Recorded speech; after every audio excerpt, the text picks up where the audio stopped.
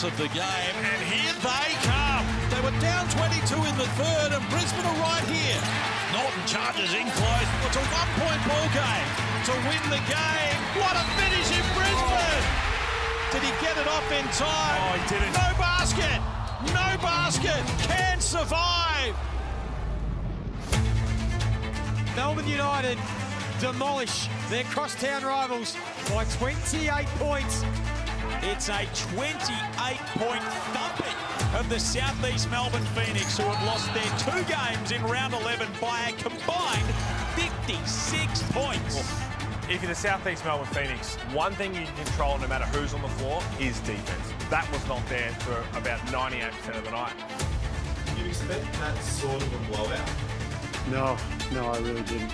We were excited to actually get a second game after losing to Melbourne United, and then we came in and didn't play to expectations. It was frustrating for everybody. We have to get better and be better.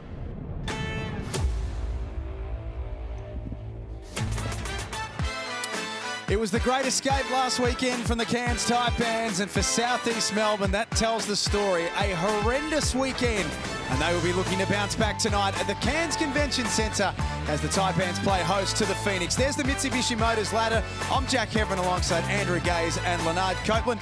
Great to have you both here tonight, gentlemen. It's great to be here. When you look at that ladder, this is an intriguing game. It's a genuine double points game for both these teams. Fantastic. Let's see if Southeast Melbourne can get their stuff together. Come on, boys. Let's get courtside to Derek Rucker at the Cairns Convention Centre. D-Ruck, it's been a challenging couple of weeks for the people of far north Queensland, and we're thinking of them right now, and it's been challenging for the Taipans logistically as well. It certainly has, and the Taipans had a tricky week. They were due to fly out of Brisbane on Wednesday due to their alternate travel arrangements, which would have taken them to Mackay. But the airport opened here in Cairns on Tuesday morning. They were able to get back here in time to have what I was told was a very intense week of training. I think they feel relieved that they were able to get home here, and I expect an outstanding performance. We know Southeast Melbourne are going to be fired up. Cairns former coach Mike Kelly is coming back. His team will be motivated to steal one. And guys, if we know anything about the NBL, it's very unpredictable. No idea what's going to happen tonight, which is the beauty of this contest as we take a look at the starting fives. The Cairns Taipans have played around with a few different combinations, and Sam Menenga starting again for them tonight as well. Well, Sam Menenga was great last weekend in both games, even in that loss that they had before they almost burped one up against the Brisbane Bullets.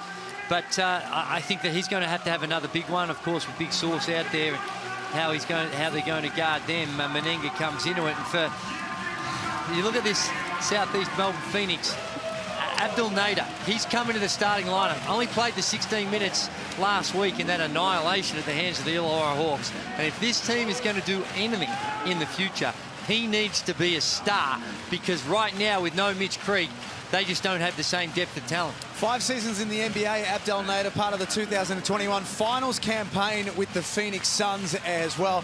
Made his debut last Saturday in Gippsland, Copes, against the Illawarra Hawks. Was on limited minutes. Yeah, he was, but you can tell he's a player. He's long, he can get to the basket. He has a very nice jump shot from the outside, and I can't wait to see him play major minutes. Well, you know, the Cairns Taipans, that they've had all sorts of problems the last few games, winning games at home. Perhaps the new court, Jackie Heverin. Or the old court. It's the old court that they've had to bring in, because their current court that they had for this season, which was a new court, that was part of the damage with all the flooding. So maybe just getting back to the old court might help them out.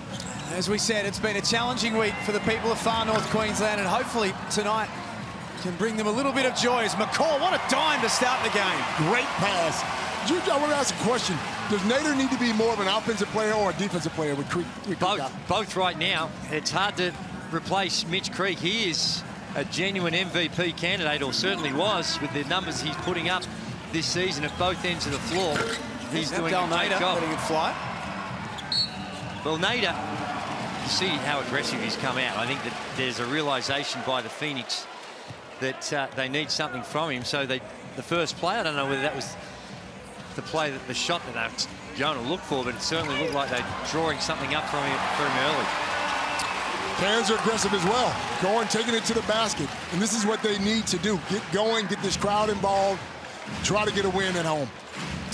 Last Sunday against Brisbane, they shot 13 of 26 from outside the Taipans, had 22 assists as well. They averaged 17 across the season. The ball was moving. There was good energy. There's good energy to start tonight, although that time McCall lost the handle. And Phoenix reset. Jeez.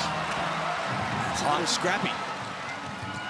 Wardenberg glides to the cup. It's a 6-0 start for the home team. And this is almost like where the Southeast Melbourne Phoenix last weekend. It's a very poor start on the offensive end. It's clunky, and it's lacking a bit of direction at this point in time. If I'm Mike Kelly, I'm calling one of those timeouts where you have to stand up. Remember one of those ones where you broke your finger, Drew? Yes, I do. Matt Kenyon gets them underway. His shooting clip is getting better. He's up to 33% for the season now. Well, almost to a point where, right, you can see with the way they were playing him, that they were encouraging him, inviting him, hoping that he would shoot it. But I don't think he's that bad that you can't at least carry a hand or wave a hand at him. Down to Menenga, 18 points on Sunday. Career high against Brisbane. That time blocked by Alan Williams. Nader gets that to drop, and just like that, the Phoenix are back to 1 the difference.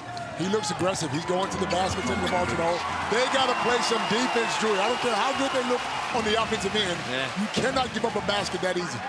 Well, it was sloppy, the D-trans, on a made basket as well. So you should have time to regroup. Just the intensity level on the D-trans, just a little wanting at the moment. Floater doesn't stick for Alan Williams. There's Matt Kenyon with the offensive rebound. It's an 8-7 start at the Cairns Convention Centre. Derek Rucker courtside.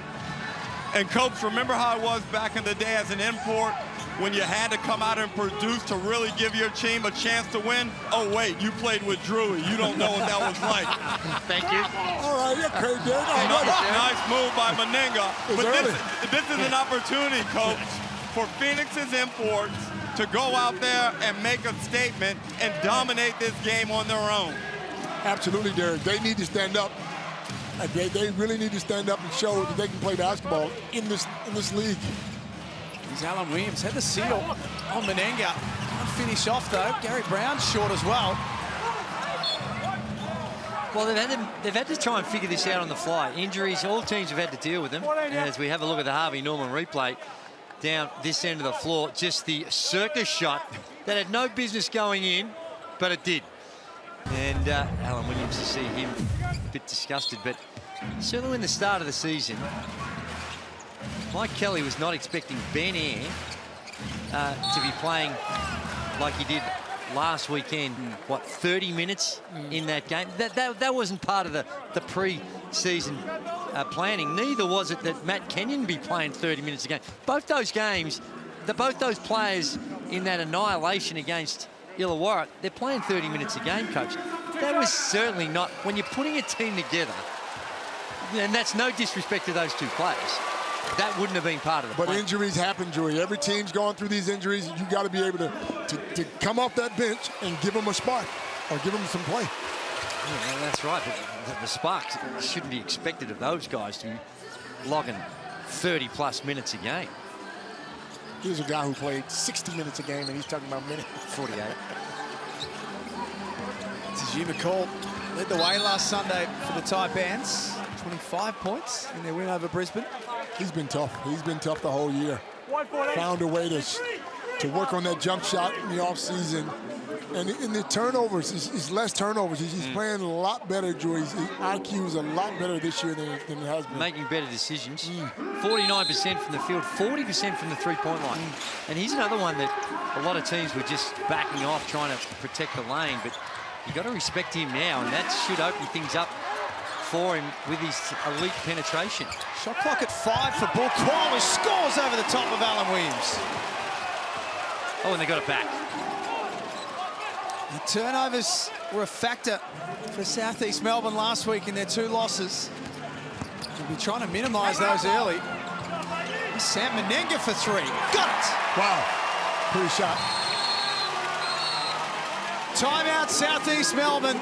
The last thing you want is for the Cairns Taipans to get on an early run on their home floor. And Mike Kelly wants to have a chat about it. 15-9, 5:40 remaining in the first quarter. Well, it hasn't looked engaged. It's looked disconnected, and that's a perfect example of it.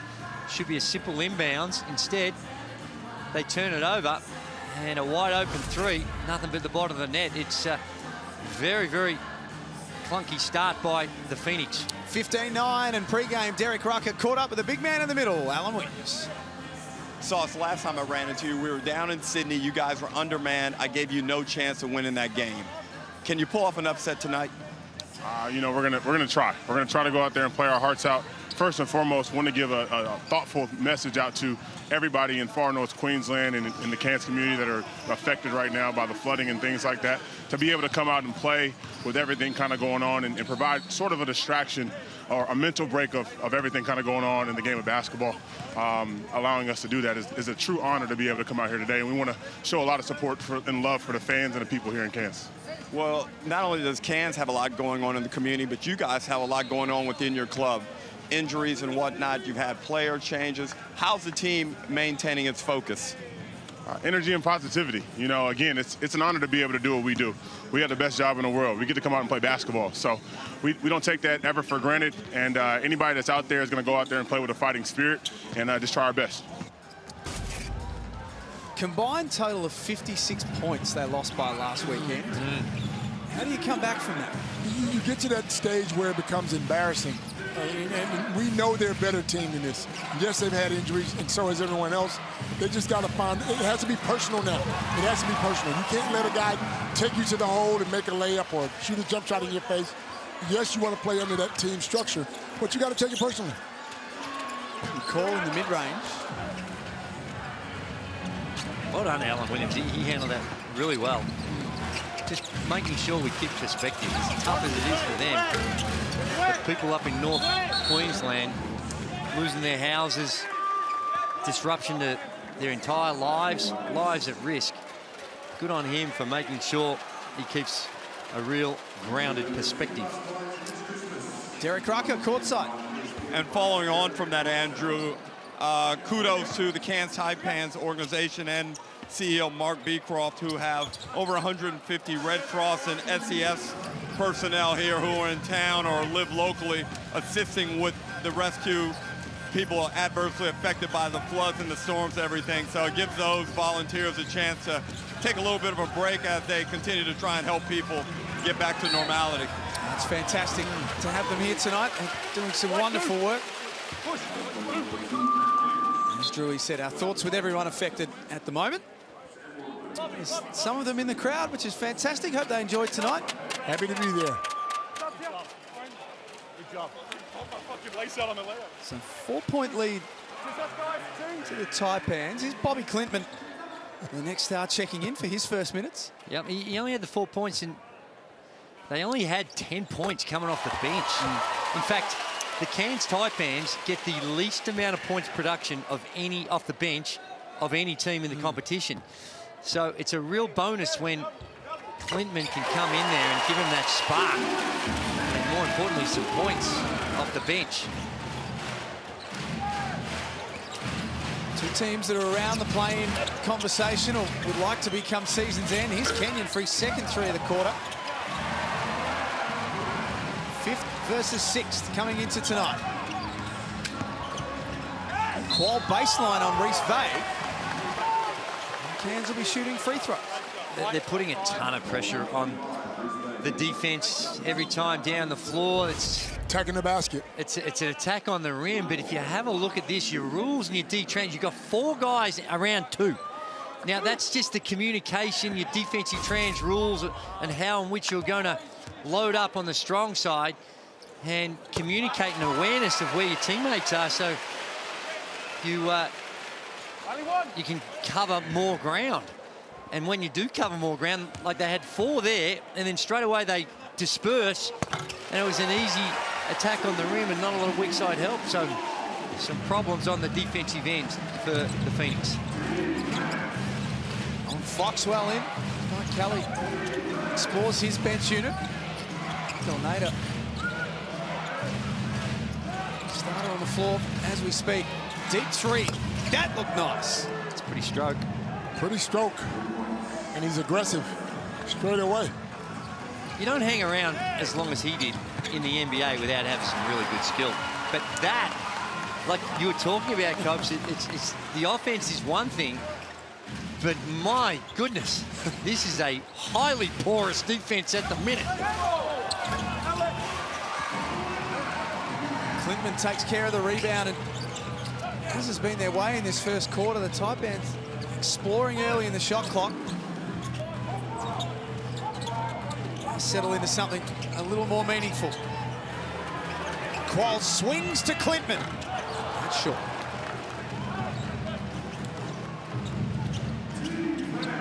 McCall, Armstrong, Wardenberg, Clintman and Qual on the floor for the Taipans. Tarangi, Air, Nader for his second three. Out there with Vague and Foxwell. Qual head down and one. He's aggressive. They're aggressive. They're attacking the basket on every play, and they know Southeast Melbourne will foul. So he look. You have a look here. There's a body there. Reece Vague's got to do a better job. You talk about building a wall behind the ball. Now, he was remotely in the right area, but the intent on what his responsibility was there was not where it needed to be. Particularly when the trend of the game, the way the Cairns Taipans are beating them now, it's all about just putting it to the deck and getting it on the rim. You flap them away, that's too much. Okay. That's just not smart. Orange 42, hands, this way. Not for that, nah. These guys are friends, too. Former Taipan, Ben Air. 32 games across a couple of seasons in far north Queensland. They're the ones that he's got to get out of his game. Some you can't avoid because he's aggressive on the defensive end. He puts a lot of ball pressure. That was an unnecessary one. It's not taking Abdel Nader long to acclimatise to the NBL. There he is again. This time blocks McCall. Feet set for Qual. Hurts him at the other end. Beautiful stroke. Once he gets going, it's over. It's out to an 11-point lead, and Bull Qual is leading the way. He's got 10 in this opening term. Hold. Here's the foul that we're talking about, the unnecessary one. He's got his hand up there. He just hits the hand away. Now, you don't need to do... There's nothing gained by doing that. Nothing. It's just an unnecessary foul, and this is why you don't want him doing it. He's 42% three-point shooter. He really stretches the D. He can get to the cup. He's got 10 in the quarter. It's when he picks up that second foul is when you get nervous. And then the third one, and he has to go to the bench. But he shouldn't have that one right there. That's his self-inflicted wound. Nader off balance. Certainly been aggressive. He's 3 of 7 in the first term.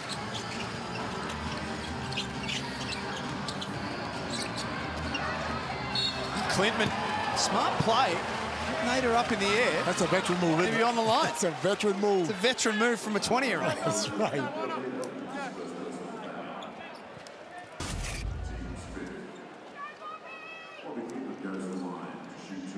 Here it is. It's the drive and gets Nader off balance. They know he's a shooter, and he's trying to close out and just waited because he knew the contact was coming. Really well done by the youngster. It's a double-figure lead for the Taipans. Derek Rucker. Only one. Guys, being here live on the floor, I can tell you that Nader is a live body. You can see why he was in the NBA. Good size, good bounce. It doesn't look like his legs are quite there yet, his game legs, but I think these are valuable reps for him to get really fit quickly, increase absence, because I potentially like the way this all could look once Creek comes back with Nader out there on the floor with him. Yeah, for sure. Nader gets another rest. And he's got an NBA body. He's long. He's aggressive. You don't play 224 games by accident in the NBA, do you? Armstrong between the legs. Clintman drives and blocked by Vague. Phoenix have just 16 points to their name as we wind down towards quarter time. That will be an offensive foul against Alan Williams. Illegal screen. These little things that they're doing, going through now, are the ones that hurt them in the third and the fourth quarter. Fourth turnover of the first term as well, Southeast Melbourne. Taron Armstrong isolates Vade. 3 balls off the side. Phoenix have not been able to get themselves going so far. 2 of 8 from deep as well. Clinton, a nice pass for Miller. He takes care of the rest. Again, the defensive transition. There's not the level of urgency that you need when you're playing for your life right now.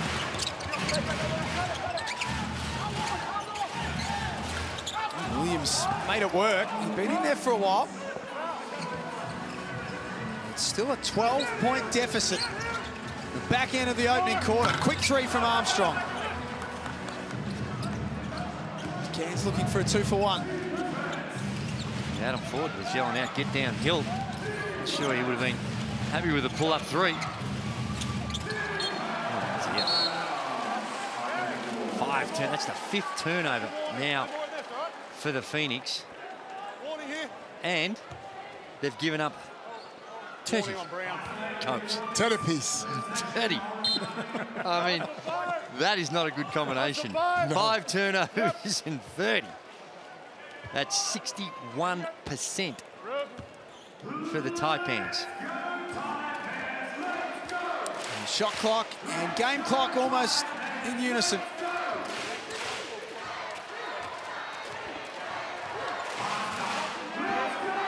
Pat Miller winds that clock down to 10. Now 6. Goes to work on Reece Vade. Has that rattle out. Menenga can't tip it in either. But it's a big start for the Cairns Taipans. They lead 30-18. Friday night hoops at the Cairns Convention Centre. This is the Hungry Jacks NBL.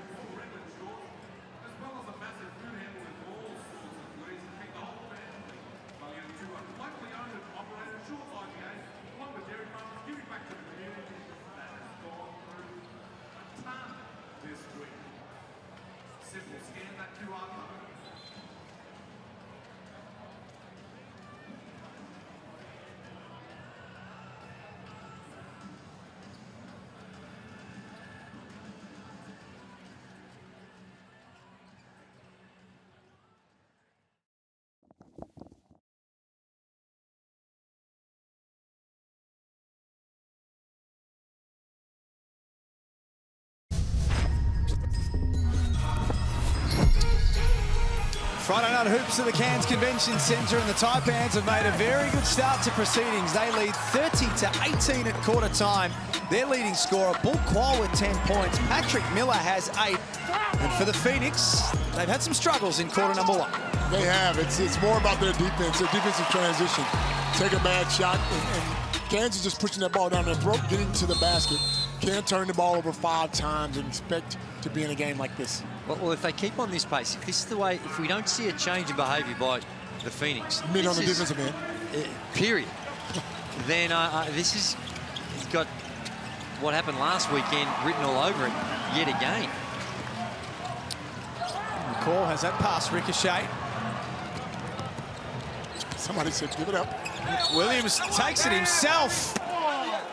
Looks after the rock and scores with 1 to come. Is that 3 on McCall?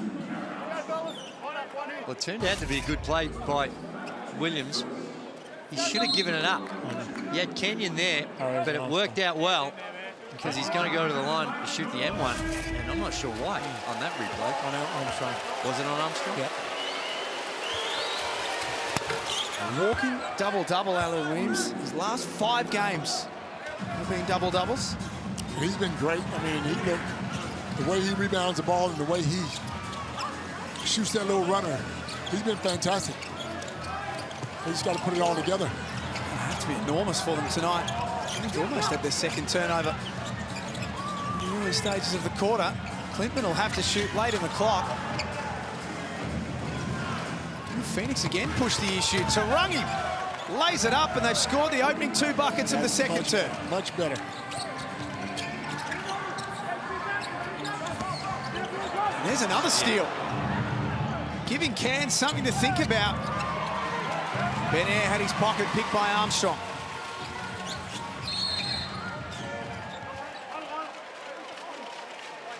And a hold on Air as well. Any adjustments that you're seeing early from Phoenix in the second quarter? The good news for them is that there've been a couple of turnovers. They've forced the Cairns Taipans into a couple of turnovers. One led to the Williams shot. So that would be encouraging.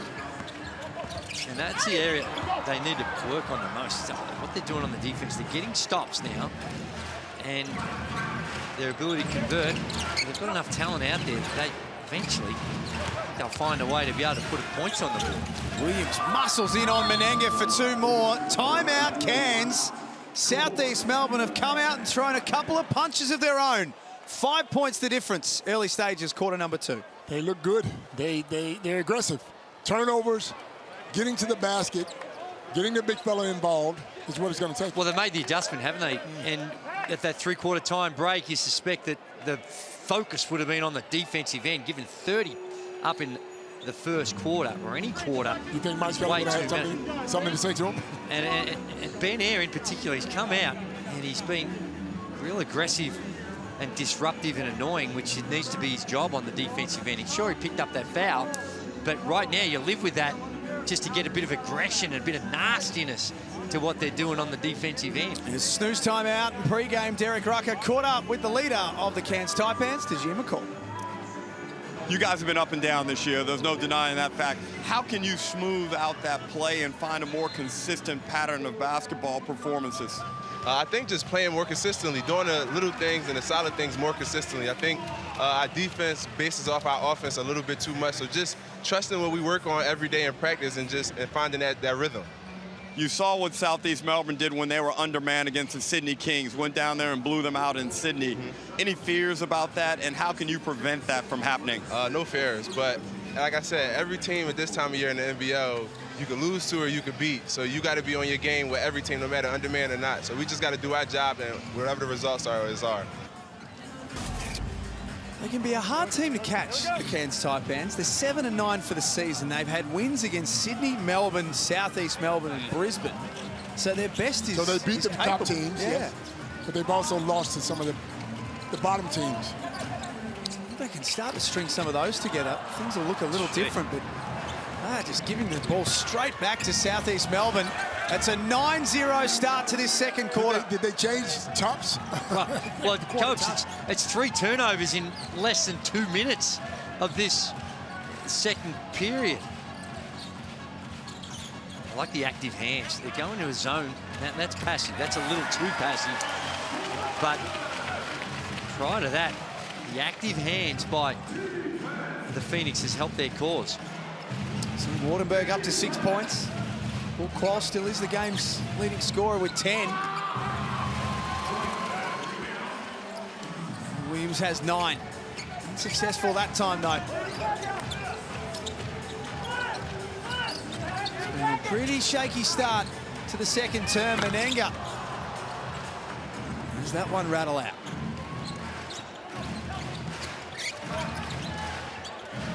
Good look, Williams, for Ruben Tarangi. Got it! And those are the ones that they have to knock down. They have to be consistent on those shots. Throw it inside, feed Williams when the double team comes, swing that ball and knock down the open shot. 12 points down late in the first quarter. The Phoenix are back within 2, but again, Wardenberg uncontested in the mid-range. Well, that's the zone. They're in a zone defense, and Al Williams is just guarding the dotted line. If someone catches it there, he's got to make a better effort to come out and get it, or even get in the lane and prevent that easy pass into Wardenberg. This pass, McCall had Armstrong flashing to the cup. That might just settle the Taipans a little. Back-to-back baskets.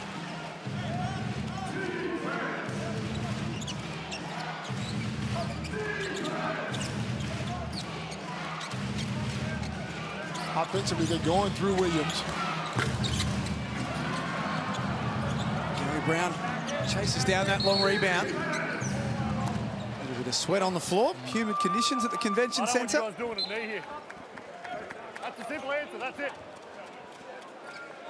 Yeah, I like it. I like the decision to just stop play up there, humid conditions. Stop play. The last thing you want is someone to slip on a sweat patch and can cause some real problems. There's Mike Kelly, former coach of the year with the Cairns Taipans in 2020. Had a couple of years in far north Queensland. Jeez, it could have got to the final that year as well. Game 3 against the Perth Wildcats, and could have gone either way. Blake has his shot partially deflected. Tarangi cleans it up. It was a bad enough miss that actually favoured them.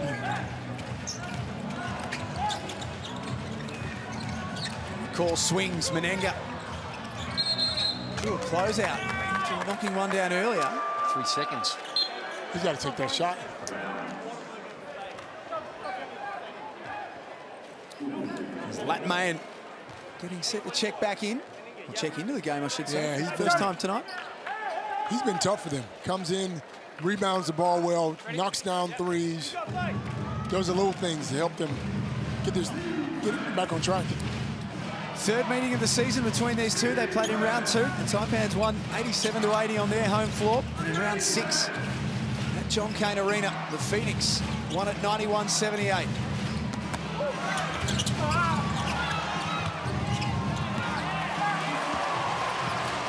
Phoenix give the ball back. McCall for Quall. Nothing wrong with the look, just couldn't execute. Gary Brown behind the back. Outstanding. Oh, wow, what a shot. The right play, because McCall has 2 fouls. You got to be aggressive and go at him. Oh. Quall came up short. He has a smile about it after that. We can always smile about it when you miss and get it back and still put it in. Just asked the questions of the legs, and the legs never responded, so he decides to flop down the other end.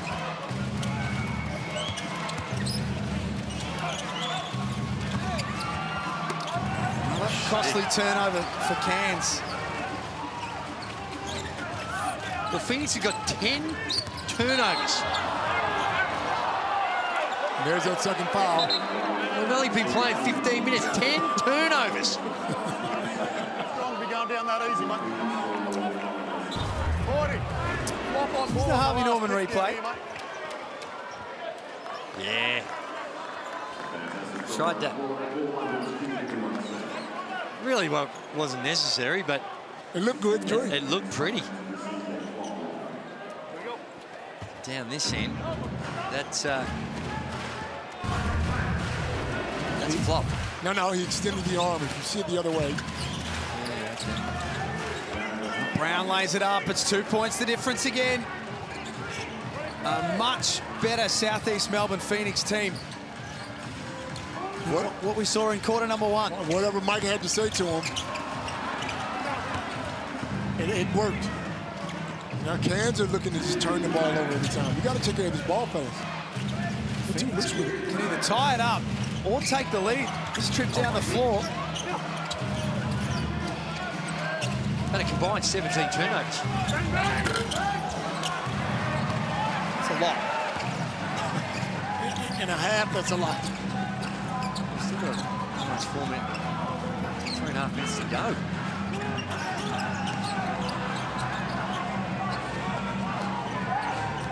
Miller assesses options, slices through them all. He's tough. He gets to that basket. Great drive. 10 points for Pat Miller. Second Taipan into double figures after Bull Quab. Knocks that one out of bounds.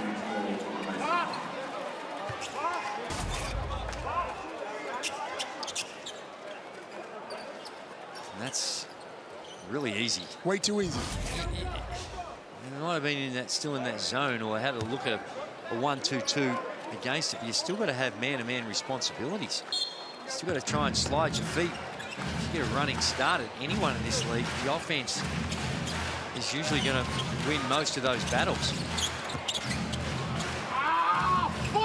He's not knocking down that floater tonight, Alan Williams. That's normally money, but he's 4 of 9. What are we doing, fellas? What is going on here? I think both teams should call timeout. Both teams ought to just call timeout, Drew, and talk it over. Can you try? Can you try too hard to push the tempo and the pace? Yes, you can. Oh, and I think that was an example of just a little out of control, and throws one up. And this is what I like to see. Ooh, gee. Again, such a terrible miss actually helps in those circumstances. And Adam Ford rightly says, I think we need to have a bit of a chit-chat about this, because we've lost all control. Had to put themselves in a really good position, up 12 early on in the game. This has kind of been symptomatic of Cairns across the season, but definitely in the month of December. We were talking about it earlier, that some of their wins and some of their performances make you stand up and really have a look at them and have a good think about them, Copes, and then other times you start to doubt yourself with them. I don't know if it's when you're playing a team above you, you take it a little bit more seriously. I've been on teams like that where you go, well, this team's not playing that well, we'll have an easy night. You can't do that in this league, man. Everybody can win in this league, so you got to take it seriously every night. Here's the inconsistency of it all, Copes. Take a look at the lost one. Now, in this league, you think, well, that's not bad. At least you're showing your ability to bounce back after a loss. And there's some impressive wins, like you mentioned, Jack. That win over Melbourne was special. And in fact, if you get 22 or whatever it was up against the Brisbane Bullets, who are in pretty good form, turned out to be a really good win.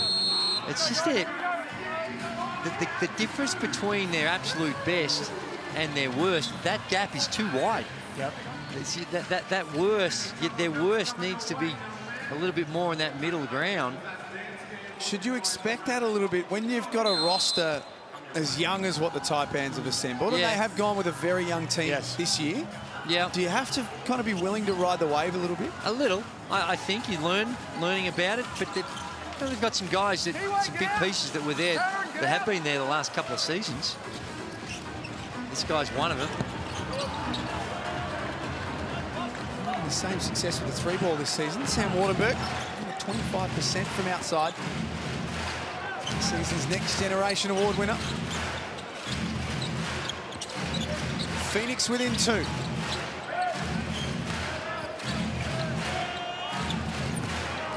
Shot clock down to 3.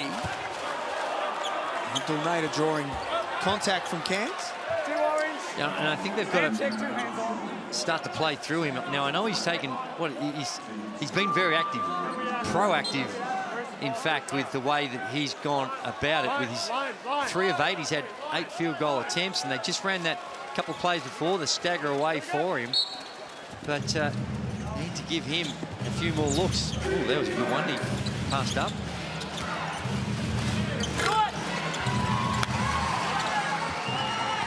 Two minutes before half-time. It almost feels like it can't come quick enough for Cairns. Try and reset and regroup. That's better. Oh, the call inside for Mayer. Beautiful pass. Nice dunk.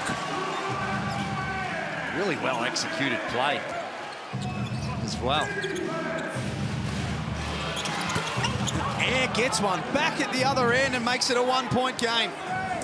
He's in a familiar venue. He's shooting at 49% from the three-point line this season. And that's a real easy look for him. The second best three-point shooting clip in the competition, the third best free throw shooting clip, Ben Air.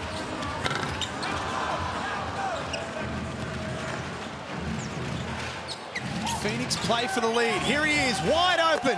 It's good. Southeast Melbourne in front. Wow. I would have thought halfway through that first, trailing by 12, this has been a really good fight back. They gave up 30 in the first quarter. Only 12 make that 14 in this one. So a significant change, and as such, they get the result down the other end. The significant change comes from what they're doing on the defense. Reese Fade called upon to play some extra minutes in the absence of Mitch Creek. Cairns have to be smart here. Don't just... 2 for 1. Lewis pass deflected. Wartenberg scores over the top of Alan Williams.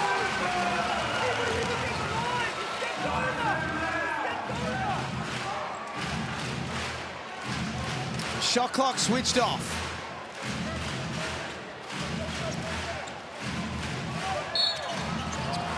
The Taipans reaching in. Had a foul to give.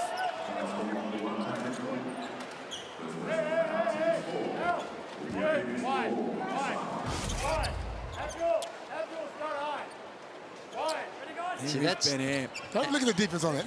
That's terrible. Now they'd be fully aware. They'd see the stats. That wouldn't have been in the scouting report, and that's helpful. He needs to knock that down. This is a wide open one. It's the Taipans who lead by 2 at halftime, but they've watched their 12-point quarter-time lead diminish off the back of a much better performance from the Phoenix in the second quarter. Definitely much better. They came out aggressive in the second quarter, pushing the ball down the court, creating turnovers and knocking down shots, and that's how they got back in this game. The Phoenix can regroup for the third term. Meanwhile, Cairns, they'll have some talking of their own to do at this main break. 46-44 in the second game of our Friday night doubleheader. Both of these teams will be playing again in the next couple of days as we get over to Derek Rucker courtside. Well, Sam, that first half was pretty much like your season's been a roller coaster. You guys get up to a very hot start. You let them back in the second. What's going on out there? They just threw that zone at us. We got to fix that at halftime, talk about how we can beat it better. We just got to stop turning the ball over. What about on the other end? You guys are doing a pretty good job on Nader, but he's getting some good looks. Any concern about his potential influence in the second half? Yeah, he's getting some great looks, especially off those down screens and whatnot, so we just got to be better locked in, know our matchup and our coverage. But yeah. All right, good luck in the second half, Sam. It's up for grabs in the second half. 46-44, the Taipans lead over the Phoenix on Friday Night Hoops.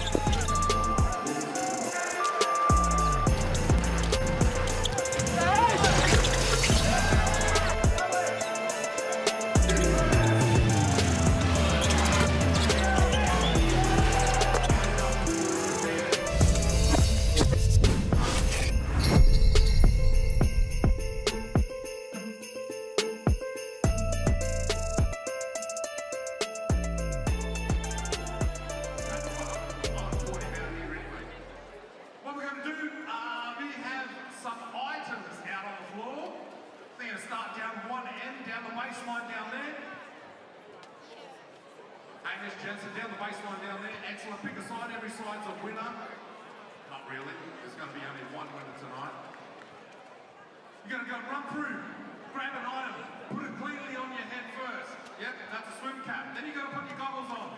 Then you're going to come down, finally put your flippers on. You're going to take a free throw. I sort of know you guys can make a free throw, so let's make sure. First in, best dressed, first one wins a fantastic prize. Are we ready to roll? If you know these boys, and if you don't, just get behind them, have some fun. To Brook Memorial Pool, they got a fantastic prize coming up. Ready, set, go!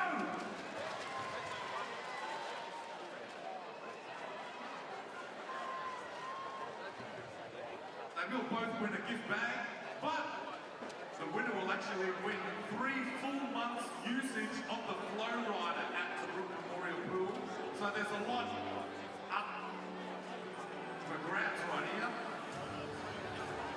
Take those crocs off. I don't know why you're working like you would look down the floor and see, okay, I've got to put on some fins down the other end. Put 2 of them on. Excellent.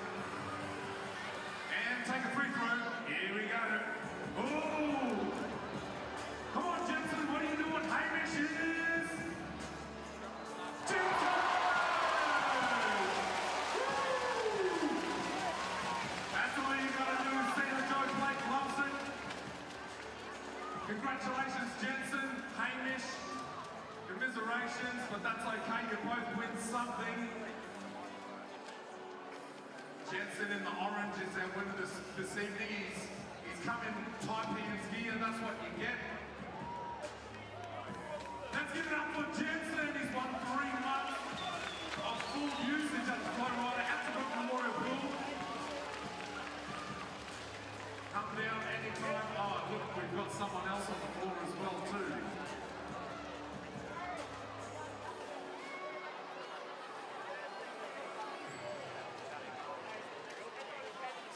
Santa Joe Blake, what do you think about that?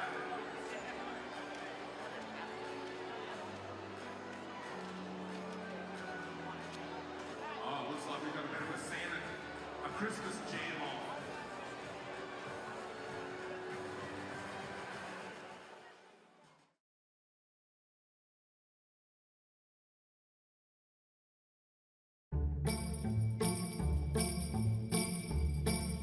Christmas movie. Home Alone? Is that a Christmas movie? Is Home Alone a Christmas movie? Elf's alright. Friday After Next? We'll go Elf. Elf? You know, I like the movie Home Alone. It's really not really a Christmas movie, but it is. I'm trying to remember what it was called. Polar Express. The Grinch. Friday After Next. Elf. Can you remember? Oh, I gotta go Home Alone. Like the first one? Yeah, Home Alone. It's nothing beats an original, man. I'm gonna say Home Alone 3. Friday After Next. Home Alone. It's my favourite movie, I can't remember the name. Polar Express. Home Alone. Elf. Home Alone. The Grinch. Charlie Brown Christmas. Claus, like K-L-A-U-S.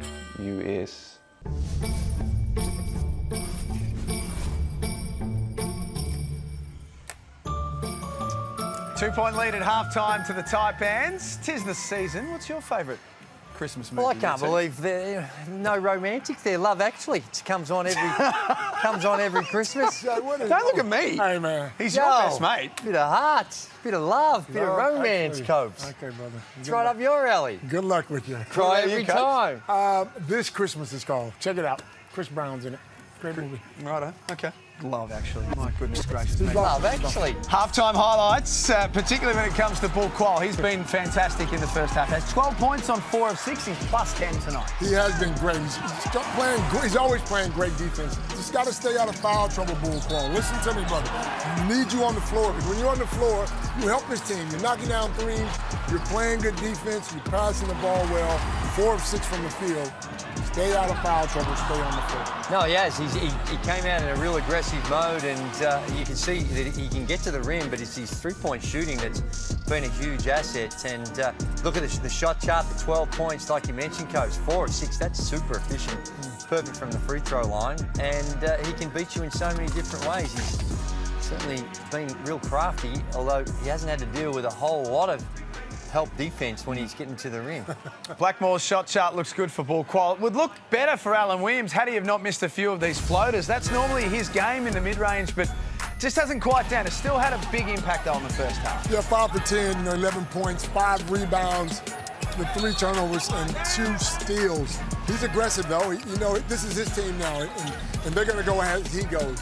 So when he's aggressive and he's doing what he's doing there, passing the ball and yelling and screaming, they'll get back into this game. Well, they tried to protect him a little bit too on the defensive end. They played a lot of zone defense in that second quarter, and I think it helped him. It gave him a different look and was a little disruptive, and you know, I think you'll see a heavy diet of that in the second half as well, based on what we saw. What is going on here? That's the Grinch, which is you. It's halftime here at the Cairns Convention Centre. The Taipans lead by 2 in the Hungry Jacks NBL. More hoops and Love Actually next. Christmas spirit. Love Actually. What's wrong with these guys?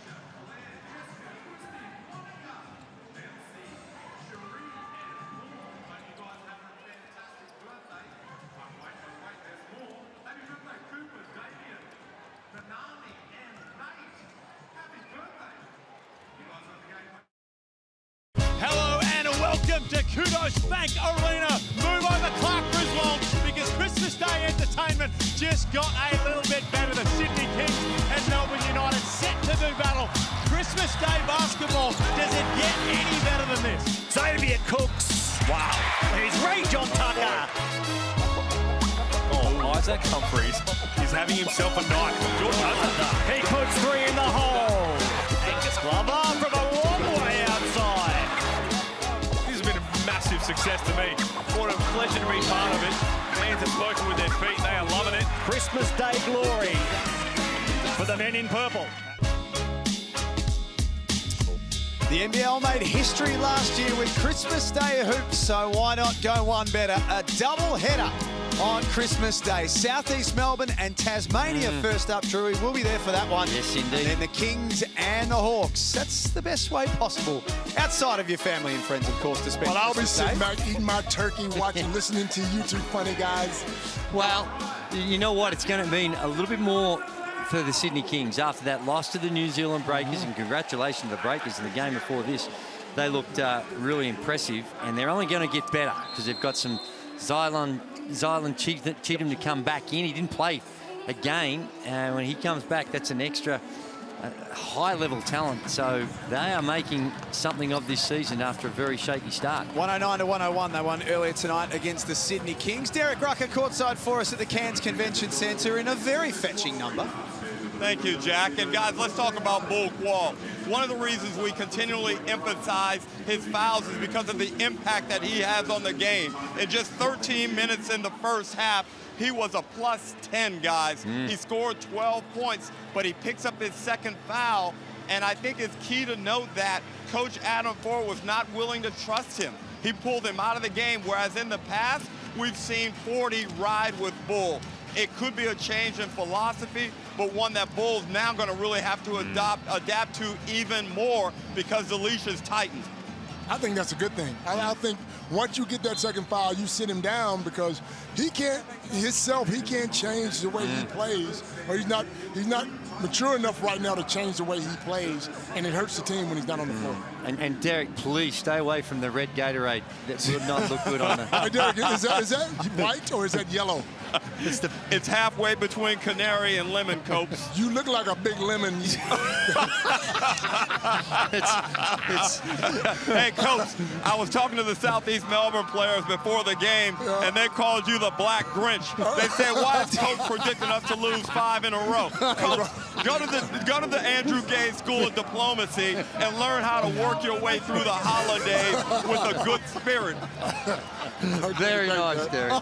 Very nicely done. You know one thing about our man D-Ruck? He's going to come back at you. Always got one coming back the other.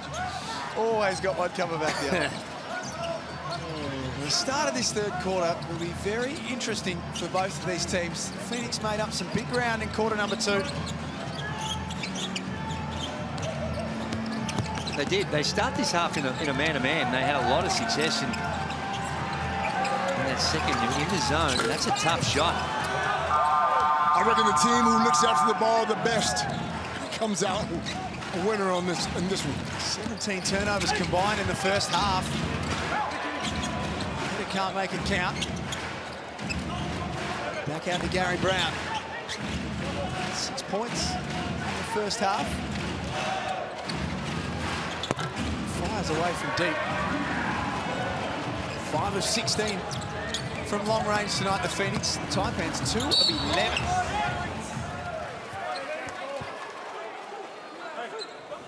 Well, McCall, as he drives into the paint, he made that pass just on instinct. He knew where he was going, not where he was, and just put it out there. And they're the ones that sometimes it doesn't always come off, but it was an outstanding pass that ultimately found the target, able to finish in that traffic. With the left hand, successful. Number 5, Frelon Williams makes that number 6, in fact. Here he is at the other end, running the floor and getting rewarded.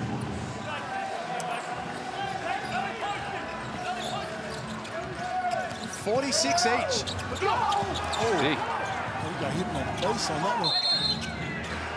He's earned himself a technical foul. That's his third. Can't see it from my side. Yep. Can't see it from my side. He definitely got hit. It looked like it. Have a look at the drive. Yeah, probably wasn't as dramatic as it seemed the first time. As you can see, punished for his response to Vaughan Mabry, Derek Rucker. And that's a tough one right there, guys, because if he got fouled and then he overreacted, you know, do you give him a technical? Because I was right here, and he probably should have gotten at least 2 technicals for what he said to Vaughan Mayberry. So it's always a tough one. Vaughan Mayberry, we know he's one of the most senior officials in the league. He understood the context and did a good job officiating and letting it ride at 1. You know what I think hurt him? I think he'd thrown his head back. When the contact was on the arms, I think it was a foul. But throwing the head back, they see that and they feel like they're getting conned and perhaps don't see the actual foul.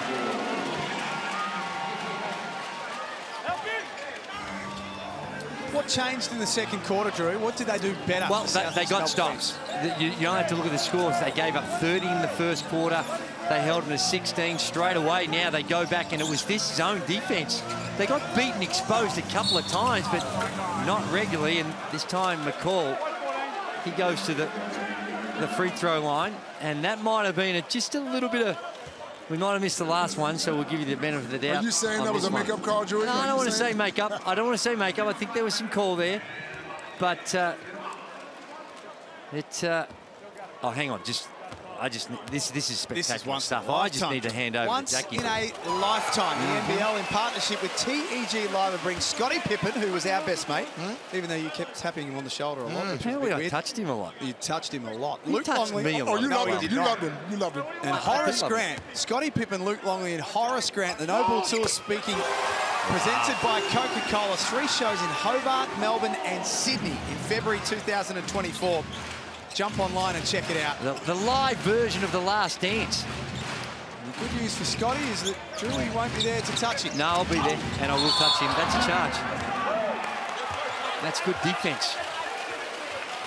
Nader just super aggressive. He missed one 2 plays ago. He goes back to the same action, just trying to get his head down. Heat on the rim. That's good defense. Brave, because you got 3 fouls already. If that thing goes the other way. Well, that's a good point. Yeah. But that was a pretty easy one, Coach. When it comes to charging fouls. I wouldn't know, because I never took a charge. Charges wasn't in my game. I didn't have. And that's where they've been beating them in that zone. That free throw line, just below the free throw line, whenever they've been able to get an entry pass in there, they've got good productivity out of it in a game. They get a relatively easy opportunity. Oh, my. Steele, McCall read that pass coming in. Lays it up. A couple of settling baskets again for the Taipans. Well, they've reeled off 3 turnovers. They're 10 at the half, and now they're already up to 13, the Phoenix. The league's leader in steals claims another one. Floater falls short once more from Williams. Upstairs, Sam Wardenberg. Beautiful pass. Momentum shifting in this third quarter. The Taipans are back to where they want to be. Harvey Norman.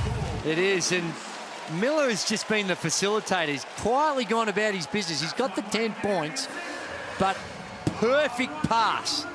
Absolutely silver service for the big man, and he read it perfectly, did Miller. And I always said in those types of actions, the passer really doesn't get enough credit. Look at this guy. This guy.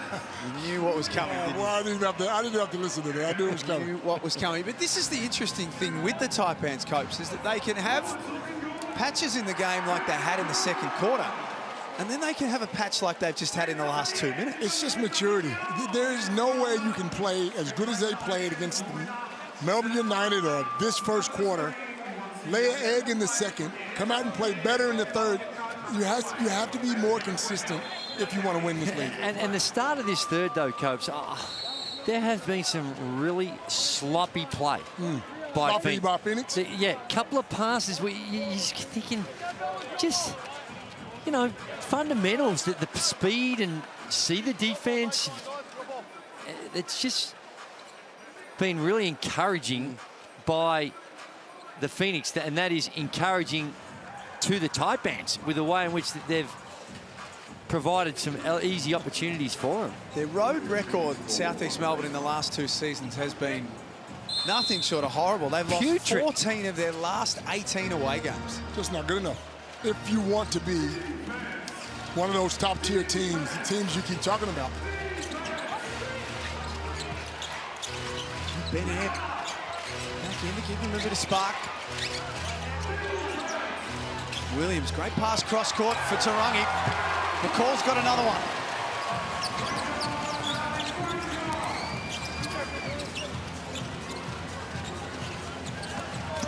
Pat Miller trying to muscle in on Brown. Great look for Wardenberg. Again, really good decision by Miller. He could have easily gone up and forced something in the traffic, but he read the defense perfectly, He knows Wardenberg's on a good one, 15 points, so he finds his man. They've scored the last 11 points, the Taipans, until now.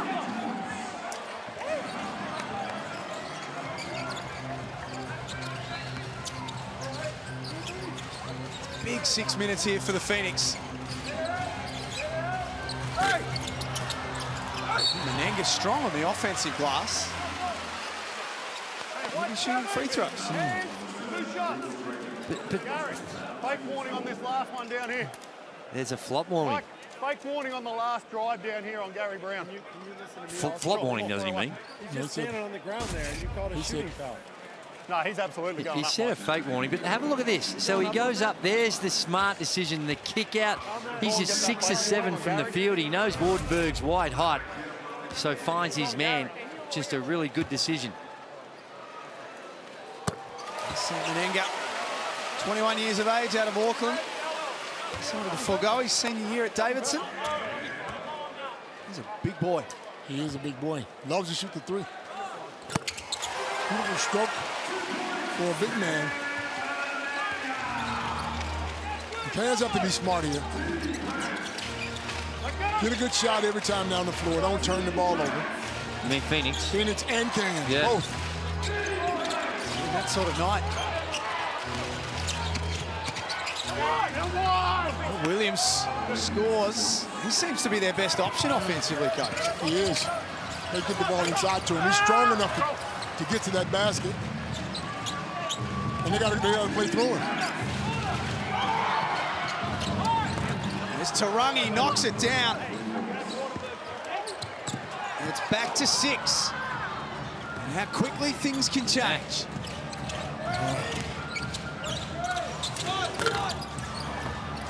Wardenberg off the front. These type of games give you anxiety, don't they? Just never know that the result's in the book until it's in the book, I guess.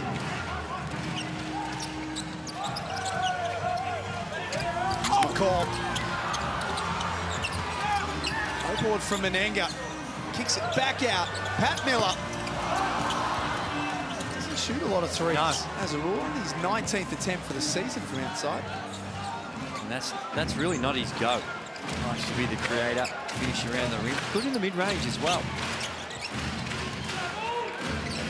Kenyon makes it work. Now it's timeout Cairns.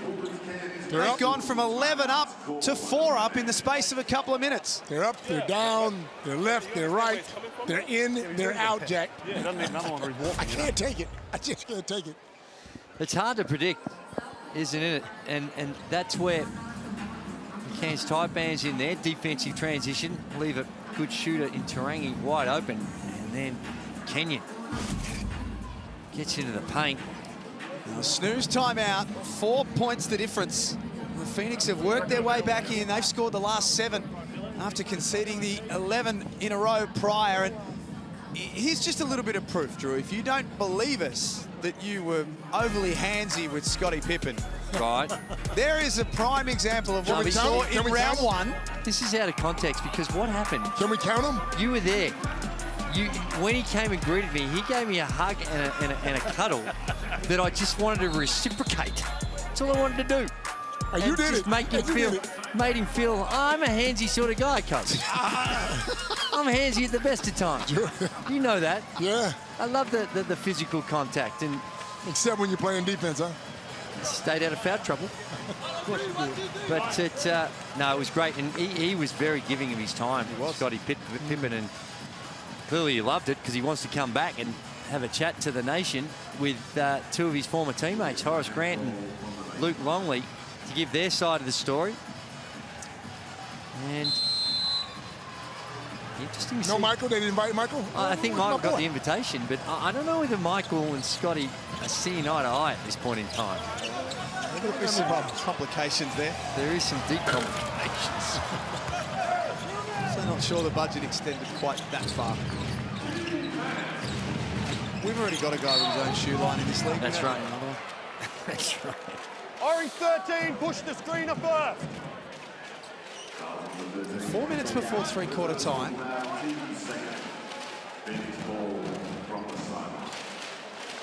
It's in the balance. Cairns have had a couple of opportunities to really give themselves an advantage. They haven't been able to make the most of it. I got a question here. Josh Roberts, who was an absolute superstar when they played United. At 20. 9 for 11 or 10 for 12 or something. He hasn't touched the floor in the last couple of games. Wow, you see this foul on Gak. And that angle didn't look like there's a whole lot in it. But he had a DNP in that game against Brisbane as well, if I'm not mistaken, Jack. He's played 26 minutes in that round 9 game, Josh Roberts. He's played 25 combined in the last 5. Yeah. Very strange. What is going on with him? Well, Adam Ford's just lost confidence in him and is going elsewhere. How can you lose confidence the way he played? Well, he had the 20, but that game, right place at the right time, a lot of it, but there's just a bullocking play to the rim and unable to get it to drop. Bull Qual. Ben Air, head down to the basket. Nice take, but couldn't finish it off. Qual pulls up in transition. Dear Lord. I'm not sure we're seeing some great decision-making in the last couple of possessions. Ben Air's one that gets into the traffic. Last couple of possessions. What about the last couple of quarters? You kidding me? Mayan coming back in. Point. 14 turnovers for the game for South East Melbourne. 8 for the Taipans. 7 wins, 9 losses for the season. Cairns 8-8. The South East Melbourne Phoenix doing it without their superstar Mitch Creek tonight and for the next couple of weeks. So that's not a good. The last 3 possessions Ben Air's had it. He's just trying to force his way to the rim. Not a lot of sophistication, not a lot of ball movement. And he's come up short in the last couple with some tough shots. Back into their 2-3 zone.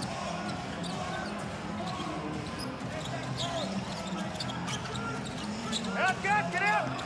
Look down to 9. McCall slices his way through, but blocked by Nader. Again, it was that foul on area. Once he got it in there, just a little shot, but tried to get too greedy and get all the way to the rim. He gets blocked. An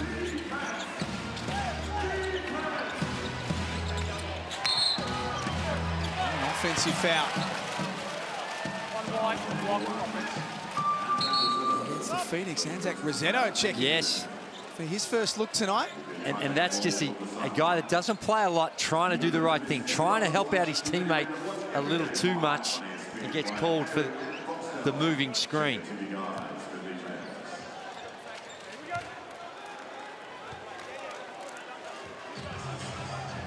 McCall, Armstrong, Mayan, Wardenberg and Clintman on the floor at the moment for the Taipans. Rossetto, Kenyon, Air, Nader and Vague for the visitors.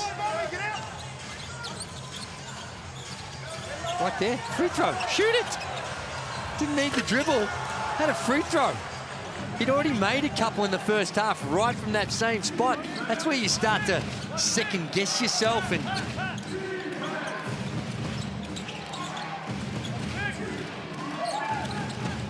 Rossetto, a little handoff for Nader. Oh, late foul on McCall. That'll be his 4th. And that is number 4 on him.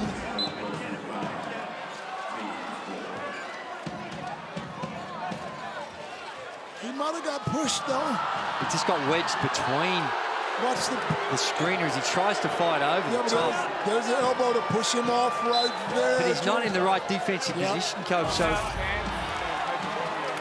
I think we're going to see a coach's challenge I don't from like Adam his chances Ford. of winning this. If unsuccessful, it will be the 4th foul on his captain, Tajir McCall. Well, I reckon that's really, he's just hoping more than anything because he knows how important Tajir McCall is, that if this wasn't going to be his 4th, I'm not so sure whether Adam Ford would be challenging this. As always with the coach's challenge, the evidence from the video must be definitive and clear to overturn the original decision. So he's trying to fight over the top. He doesn't get to the right defensive position. Now, did he get pushed into it? That's the only... there, he pushed him off. Risotto, if he's... That's the only hope he has, I think, Cope, is if they... But I don't know if they can... I don't think they can make that call. There you go. I think Nader pushed him off. But I don't think that... I think they're just... It's got to be for what the actual foul was called for. You can't see something else, I don't think, Jack. So he was called for a hold, was he? Or a push, was it? Called for a block. So I don't think, even though you see he gets pushed into it, this is something that when we're going through the rules before the start of the season and we're trying to get our head across it. My understanding is you can't. Well, a coach, when you're playing defense, coach tells you to make yourself as thin as possible and get through it. No, all he's doing is trying to get through it. Yeah, I hear you, Coach, but he's not. But the foul's on McCall, so you can't.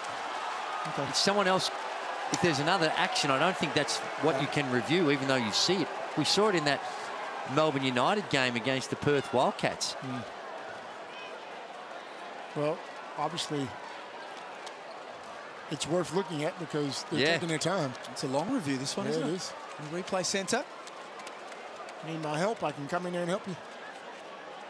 Rosetta, it does look like push the hip out. So to me, that's a moving screen, but that's not what. But you can't call a foul on McCall then if yeah, I know. That's why it's. Here we go. Here's Vaughan Mabry, our senior official. After review, the coach's challenge is unsuccessful. The ball on the floor stands. Phoenix ball.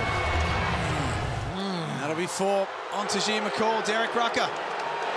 Wow, this place about to blow. But they don't understand that it was a foul. Coach, you didn't understand either. We weren't looking at the play by the screener. That's right. That was irrelevant. It was all about the contact that McCall made. Coach, but I know where you're coming from. Your basketball pure heart wants the initial call made, but this is the way the rules are. The right call was made, and now we've got the fans starting to get a little bit unruly in here. Well, I don't think the right call was made, because if you go back and you review it, and now I know it's the right call according to the rules of what you can, how it's reviewed, but to me, he got pushed into that. Basket will be waved away. Our job is to keep these fans happy. And the fans want a foul. You give them a foul, bro. Wow. You really see it. It wasn't a huge shove, but definitely pushed him into Nader. Was that a foul on Alan Williams on the other end? Push him in the back. His second. He's done a good job of staying on the floor, though. He really has.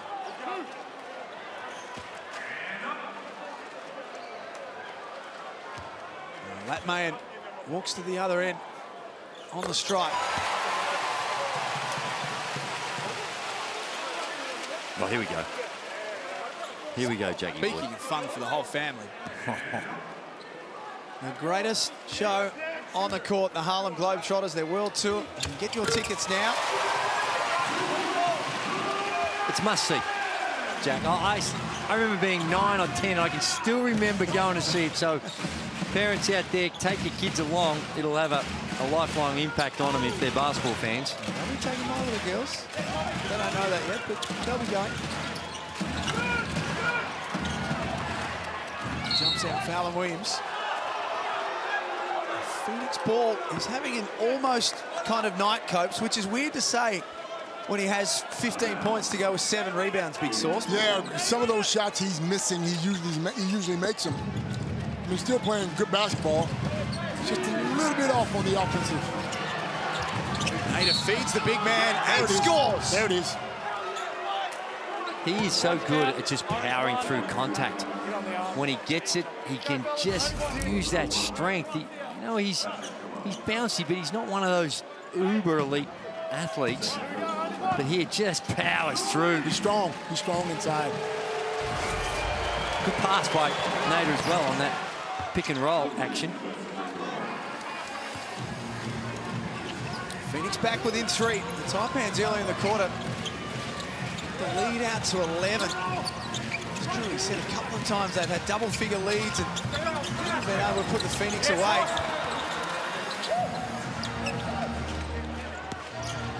Minute to go in the third.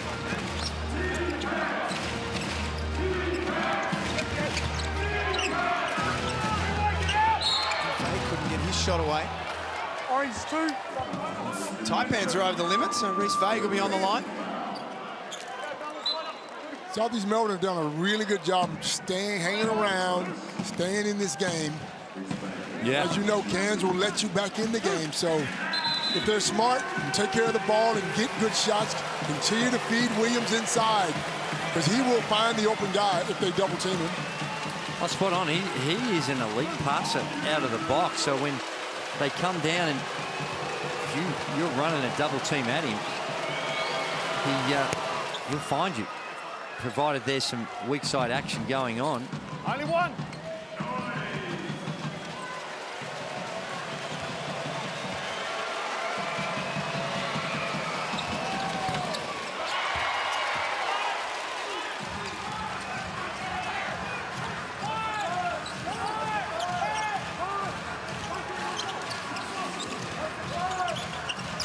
Miller over the top of Williams. Flat-looking jumper.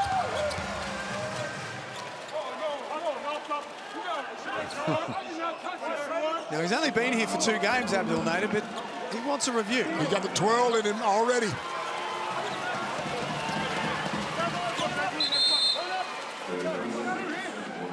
He doesn't review often, Mike Kelly. Pretty conservative normally with his challenge. I think he's got the idea that I might need it down the stretch if it's going to be a close game.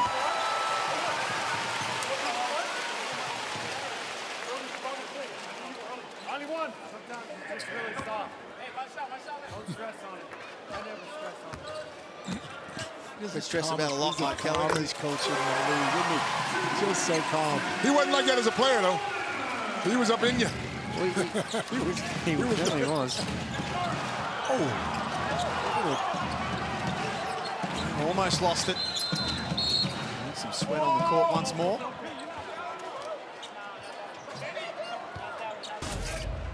Benair just, this has been what he's done in the third period. Now, that time there was a slip, loses control of it. And they stop it because of the sweat, because they're concerned about the safety. But he has done that relentlessly in this period in particular. And he's got a little bit of advice to some of his former teammates as well. Oh, he got a mouth on him. Yes, sir. He's got advice for everyone, Benair, Norland. He can back it up, though. He's a tough little player. He really is. Don't talk anymore, Ben. Don't talk anymore, Ben. Just wrap it up, Ben. Don't breathe. Oh, that's a travel. I mean, he took a good 4 or 5 steps. And the thing is, he looks around and says, what? Yo, Cubs, let's look. 1, 2, 3, 4, 5, 6. Bro. And he's still got the, he can't believe it. Come on. 5 turnovers for him anyway. And he gets a tech. The tech's actually on Benair. Only one. Get Ben. Get Ben.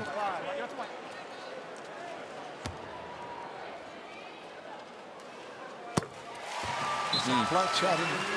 See, how can you complain? Like, that wasn't just a little shuffling of the feet. he got the...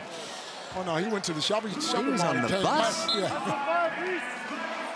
Benair getting that tech, just getting word from the replay centre for being warned a couple of times for consistent complaining.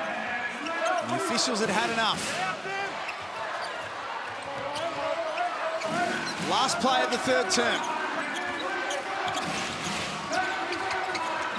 Miller winds it all the way down. All the tricks. And gets the luck to go with it as well. Beautiful. A bucket to finish off the quarter for the Taipans.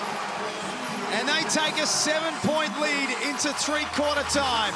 66-59. It's been a funny old night at the Cairns Convention Centre.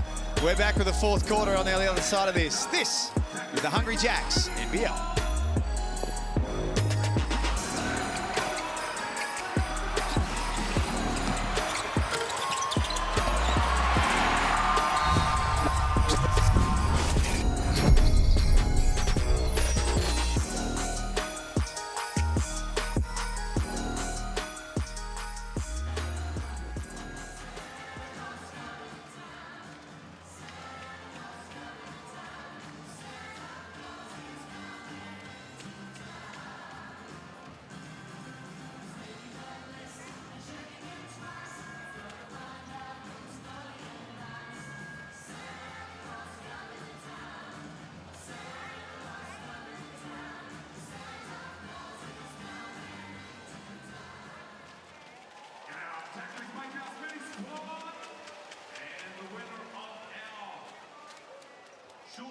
Dairy Farmers $300 food care package is Jeremiah Duncan. Check your phone at Jeremiah. You'll find out how you can claim your prize. Congratulations. Thanks to our game night sponsor, Taipans Memorial Brewing. And our next home game will be Boxing Day, Tuesday the 26th of December.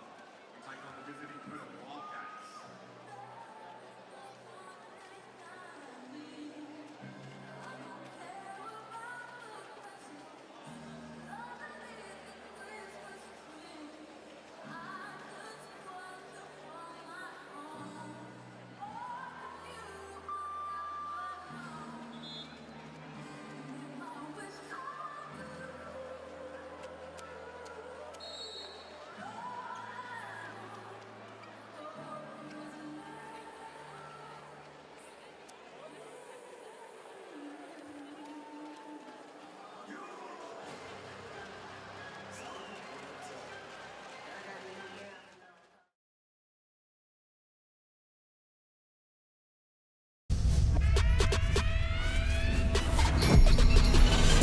Three-quarter time in far north Queensland. It's the Taipans who lead the Southeast Melbourne Phoenix 66-59. It's been a game of runs, and there's been more than once that the Taipans have gone on what looked like a game-winning run, and the Phoenix have just found a way to hang around. They did, and they gave themselves a little bit of breathing space just at the end of that third, lead it by 7.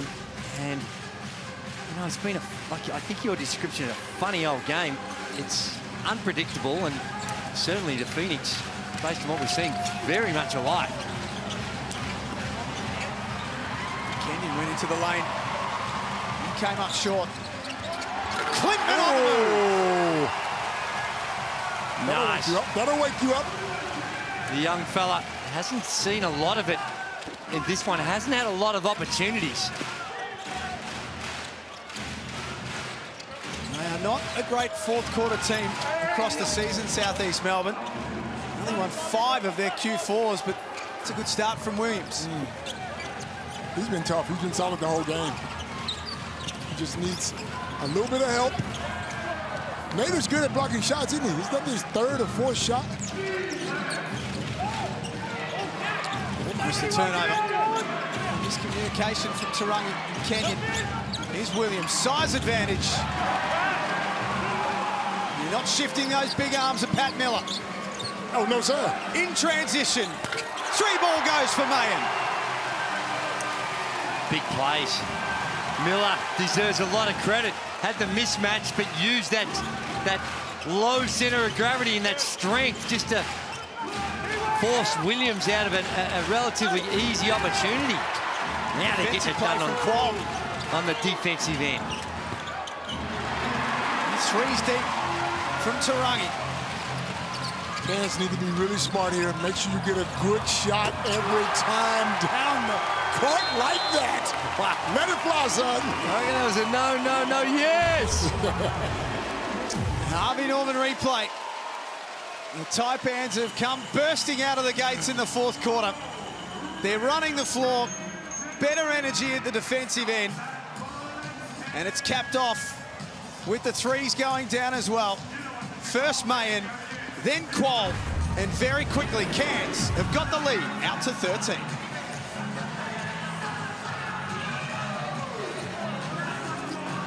Wow, what a run. Yeah, it's been an impressive start. They've in a minute and a half. Yeah, it's so aggressive coming out and just putting the Jets on, and they turn a 7-point lead into 13 in quick time. And you know, they say it's a make or miss league with the way in which they're coming out and shooting a lot of threes. And the last couple of possessions have been Mayen and Qual from the three-point line, just nothing but cotton. Big test now for the Phoenix Copes. Massive test. They got to come out, take care of the ball. I would get it inside.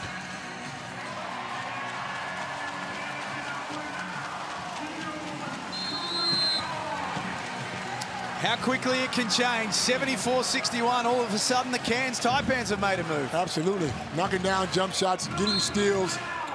It's got to be smart here. The smartest team's going to win this game, Drew.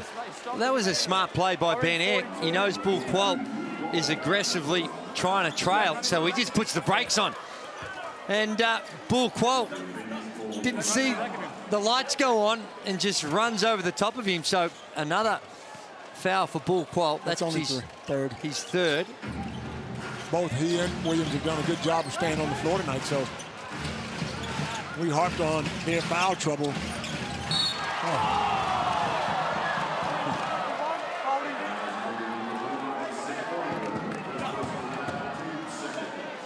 And they try to go back into Williams. And that's a long pass, though, Drew. Wardenberg, it was. Wardenberg gets called for a foul.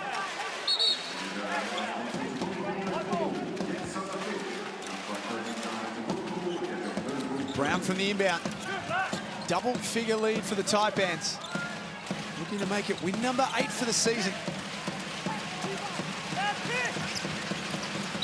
Brown feeds Williams, plays through the contact, and one opportunity for Southeast Melbourne. I think it's going to be Qual for his fourth.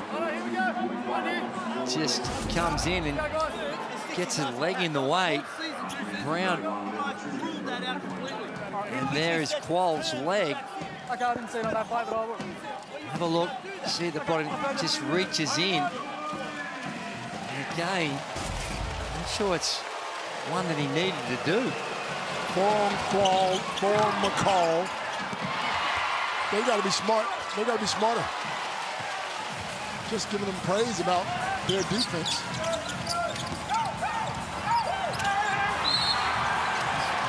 Gets his money worth on Wardenberg. Some tension in this game all of a sudden. Well, there's a lot at stake for both these teams.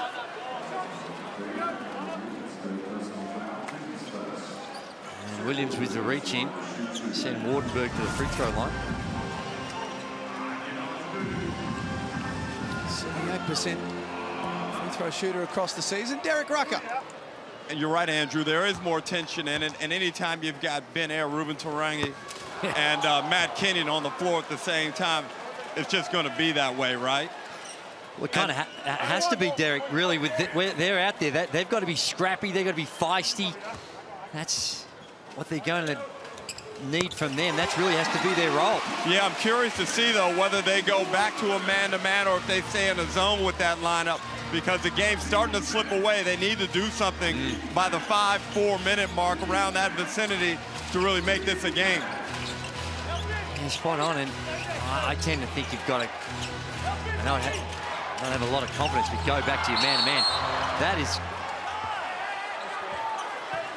it's either a flop or a charge. Technical foul. 21. It's a flop. They'd had a flop warning earlier in the game, Cairns. A little bit of extension on the That is so hard. There's definitely contact there. Clearly, Wardenberg, he Anyone? Exaggerated the contact, but Derek, did you see that? Are you down that end? It looked like there was a bit of contact. Yeah, it's right in front of me. I thought there was contact. Yeah. But the thing that's a killer for Phoenix is they're not counting the bucket. I thought the bucket should have counted. But they, Vaughn Mayberry said very clearly that it was still on the bounce. Man, this isn't a good break for Phoenix. This works against them. 100%. And that's where, you know, sometimes you swallow the whistle and just, because you had a layup. The penalty's the easy two. Yeah. Instead, they missed a free throw, so really no harm done. And the tension got to Ben Air to an 89% free throw shooter for the season. This is the bonus. Williams for three. Got it! Well, Big Sauce steps out and goes splash. Nothing but net. He's having a 25 Copes. 8 boards. Single figure game once again. Big offensive rebound for Wardenberg. Back out for Lap Mayer. Well, we got the answer to Derek's question. They stayed in a zone defense that possession, and they come away with it.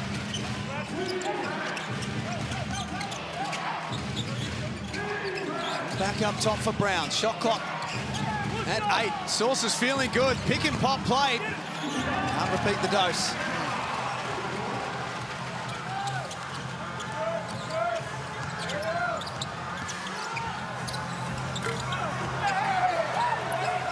Taipans 43%, 41% I should say, from the field tonight.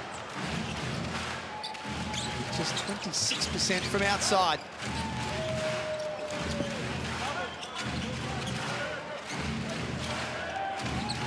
Brown guarded by Qual, playing out there with 4 fouls. Looked for contact, it wasn't there. Now the Taipans get the whistle they were searching for. A lot of comment about Gary Brown and for what he needs to do. He's only got the 6 points. He's 3 of 7 from the field. Now, he does have the 6 assists. But he's got 5 turnovers. And the 5 turnovers neutralise most of those assists. So, I think on tonight's performance, they do need more. You think he needs to be more aggressive? They need more out of him, that's for sure, than what they've got here tonight, and he's more than capable.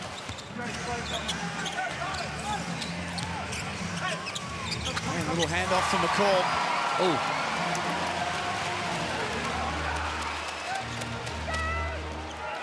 Lead extends back out to 11 for the home team. This last 5 minutes should be about getting a good shot and taking care of the ball. It's Canyon for 3. That's not a good what shot. they were looking for. Good closeout by Wardenberg.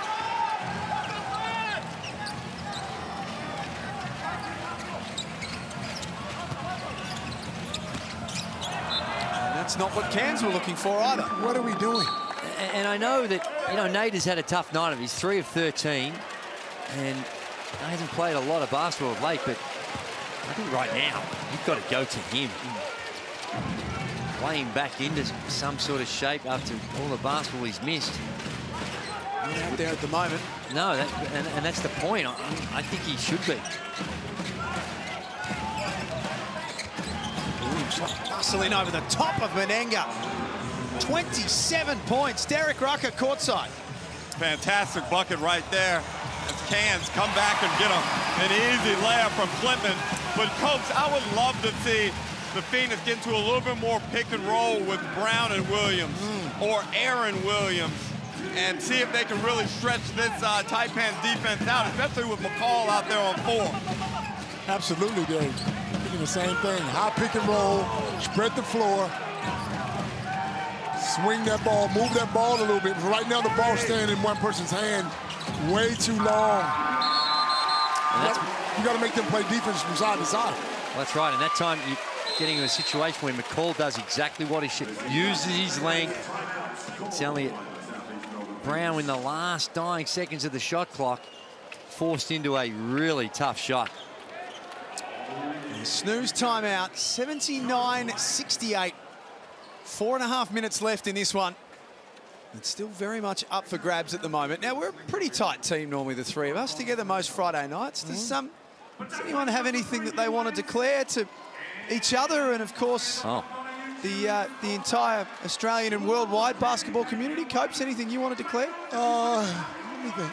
No, not a lot. Andrew? I'll let you know. Well, I declare my golf game's not exactly where it needs to be right now. We all know that. We all know Copes that. has been getting hold of me. So, no, nothing to declare on my behalf. No nomination, perhaps, for the Naismith Hall of Fame? Actually, I did notice this. It was someone tweeted me. I swear there's no official notification. Come on, Drew. No. You got a letter in the mail. You told me about it on the golf course. You are Come on, bro. some sort of narcotic, my friend, because that is not the case. I have not been told of the. What do you got to tell us? What do you got to tell us? Well, according to my friends on social media today, I heard that I'd received a nomination. So I'm very for what, Drew? For the Naismith Basketball Hall of Fame. So I'm a candidate. That does not mean I'm in. Does not mean anything other than good and well international nominees. I'm looking at the list right now. Congratulations to you. Penny Taylor, Michelle Timms are also on that list as well. Wow, what company? Well, right there, Penny Taylor. Andre Kirilenko. He's in well before I am. She is in well before I am. And same with Michelle Timms. They are pioneers of Australian basketball. And so I think we might take...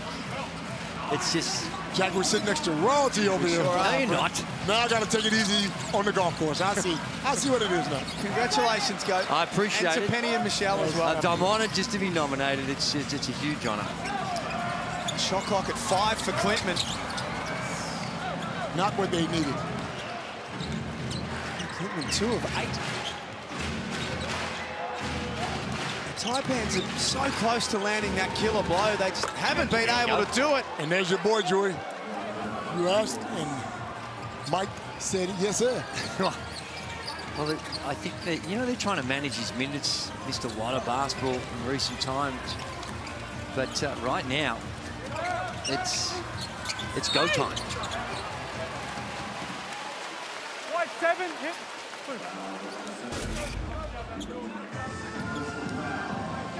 Here's Abdel Nader. And you can see he's got all sorts of skill. That's not an easy shot. Step back, nothing but the bottom of the net. You know what he's got? He's got confidence. Yeah, he does. Before that shot, he was 3 of 13. Now 4 of 14. But that wasn't the stroke of someone who was thinking about, gee, I'm having a tough night. 3 of 13. And a lot of those misses have come from action at the rim. They're the ones that when your legs get underneath you, you've got a better chance to make him. 2 of 6 from the three-point line for Nader.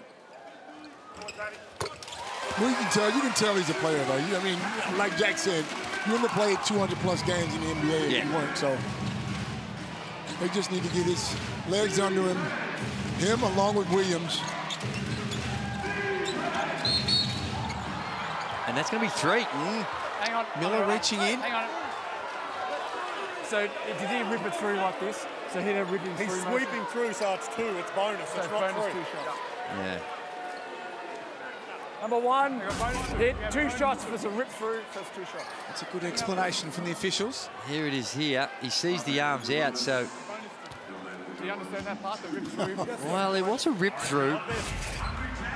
I would have wanted 3 myself. But yeah, I would have wanted 3 as well. Because he ripped it through, there was no contact. The contact wasn't on the rip through, it's when he started to elevate, so...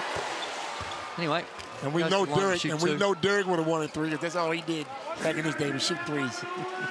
That's all he did. But he was good at it. I want to give you a little love, Derek. No, he was outstanding at it. He was fantastic at it. Thank you, Andrew. You're very kind. What about Copeland? No, let's not forget about big Andre Moore, though. He just... remember when Derek Rucker, Andre Moore, that first year, Derek's MVP season? I wasn't here, Drew. That was on the old Tigers. Yeah, Drew, on some other breaking news today, we just mentioned the Hall of Fame deal, as Ben Air will have to go to the bench with his 5th foul. We got some other breaking news. You're now a 6-time MVP, as there's been an official review of the 1997 award. And according to your wife, Melinda, in the hotel lobby afterwards, she said to me, Derek, I thought you were going to win. And in true Gabe sitting on the fence form, she didn't say you should have won. And as you can see, Derek's really dealt with it and moved on. He's moved on, hasn't he? No, it's no Derek's superstar status. He's got his MVP jacket on tonight. You know those Hall of Fame jackets they have in the NFL, the yellow jackets? Oh, he's wearing them tonight. Call pushes it back to 10. And they just have the ability to find a way to keep their noses in front. Right now, they need to make this, get a stop. They need a bit more scoreboard pressure in these last minute or two to make the Cairns Taipans think about it a little bit more. Last bucket was 29 for Williams. There's the turnover that they were looking for.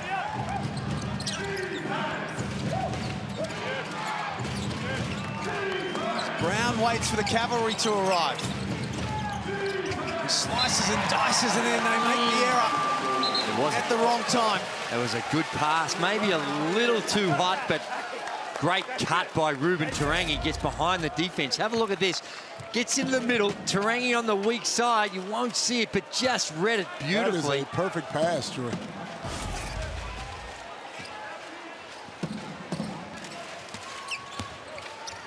Starting to run out of time and run out of chances as well, the Phoenix. This ball movement, easy bucket underneath for Menenga.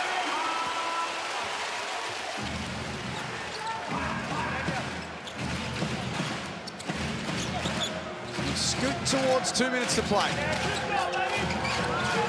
Nader with a hand in the face. He's not going to be shot. No, he's not. And look, he's good enough to make those shots. Give him a couple of games. These shots start falling, they'll look a lot better as a team, so.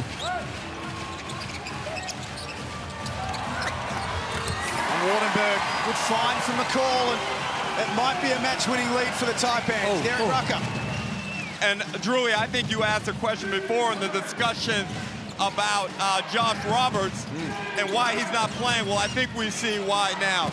Menenga and Wardenberg, if they can retain these two guys, they're your future. They're 22, 23 years old. They're young, they're talented. Tonight, they've combined for 31 points. Yeah. Well, why would you bring him in then, Derek? That's my question. Maybe he just wanted to shake it up, jostle those guys, because he did bench Wardenberg during that run, and Menenga was benched also. So obviously it was a wake-up call that has been effective. Yeah, he's only been used sparingly. Had obviously the one standout game with Roberts. It was so good, though, you have to ask the question, why is he not touching the floor?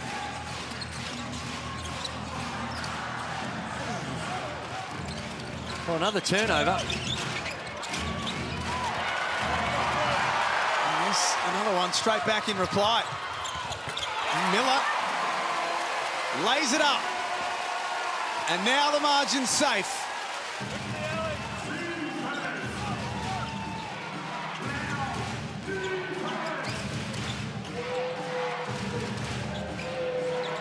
$14 points with a minute remaining. Battles out for Nader. They can't tip it in either. And the victory that begins for the Taipans. Well, it is. And oh, that's a beautiful pass. Pick and roll, threads the needle. There's Menenga. Have a look at the pass. Like, there's some traffic there, and does it beautifully. What are you doing on that action, though? Are you switching? Are you getting up in the drops? Yeah, what are you doing? It's just not aggressive enough. Perhaps the white flag had already gone up. Tajir McCall comes out. His night's taken care of, as is Pat Miller. 17 points, 9 assists and 7 rebounds for Miller. So what do they need, Joey? What does Southeast Melbourne need? Well, whatever. They need Mitch Creek. He's a superstar in this competition, and he can transform a team. And Mitch Creek at his very best with this group. You get Nader a little healthier, in game shape. There's a 3-ball. That's going to be helpful.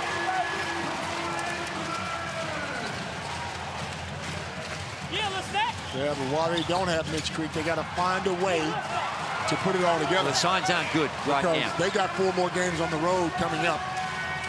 Coach, you said on overtime that they may be lucky to win any of them. Now they've got a significant problem, the Phoenix. Well, you can see why Coach said it. Now, they're better than what they're playing here, but you can see why Coach thinks it's going to struggle. Does that count? That just counts. It'll count for the Phoenix, but the story tonight is the Taipans. Winners 94-75. They took care of business. It ended up being a really, really big win, and at times they showed some good maturity. They did. Look, both teams were sloppy early. Cairns came out in the first quarter and did what they had to do, scored the 30 points. But then Southeast Melbourne found their way in that second quarter. Well, they did, but it's very hard to win games of basketball when you're coughing the ball up 18 times. 18 turnovers they had. They only shoot it at 39%. So the combination of those two factors presents the Taipans with a lot of easier scoring opportunities, and they made the most of it. And they had 12 turnovers themselves, but some of the turnovers that Phoenix had put them in almost indefensible situations. Let's get over to Derek Rucker. He has our Foot Locker player of the game. Pat Miller, you were mad at me last week for interviewing you at halftime in the Brisbane game. You said I'm bad luck. Every time I interview you, things go wrong. So we didn't do it this week before the game. You happy now? Yeah, you see what happened? See, halftime of Brisbane game, you interviewed me, they came back. But now, it was a hard-fought game.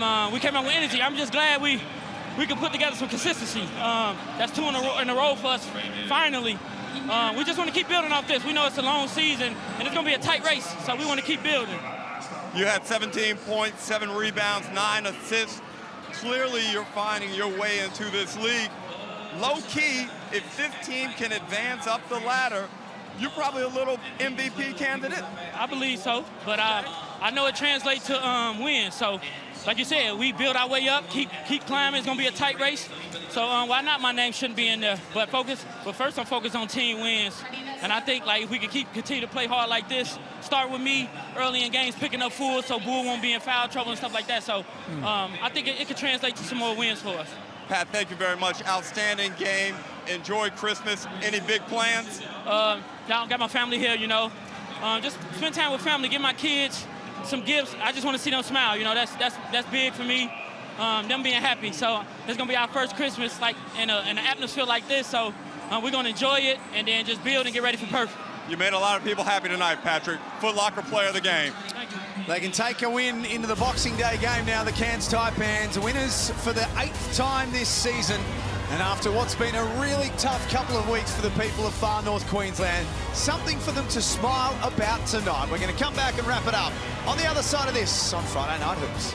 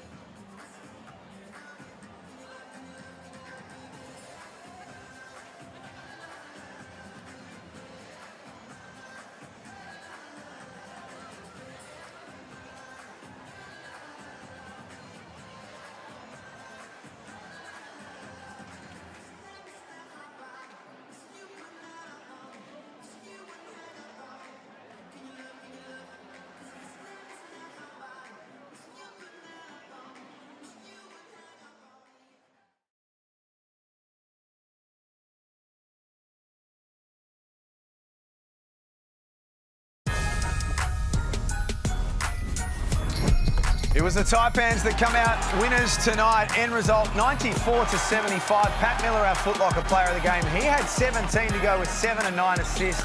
20 points from Sam Wardenberg, 15 from Bull Qual, 13 from Sam Menenga. They got a good contribution across the board. It is, and it's a huge, huge game when we you look at the positioning of both these teams. It was a genuine double points win. Have a look at the ladder and how tight it is right now. And the Cairns Taipans, they jumped to 5th with 8 and 9. They've just jumped Southeast Melbourne. Switched each the position. And, you know, look how close it is. We heard Pat Miller talking about it before. The 7 and 9, 6 and 9, the New Zealand Breakers, they're getting their team together. So they're a force to reckon with. And do not dismiss the Illawarra Hawks. They've won 3 out of their last 4 and playing some mighty fine basketball as well. So huge result.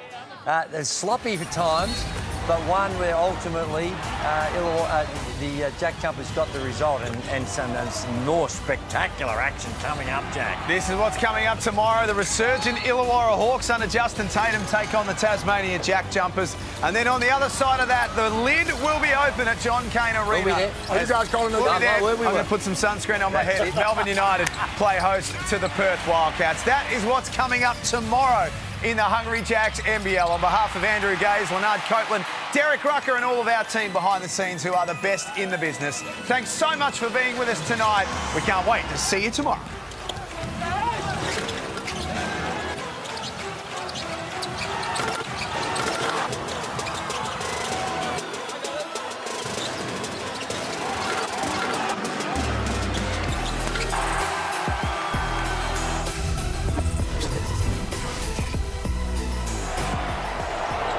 This program is brought to you by Hungry Jacks and Bunnings Warehouse.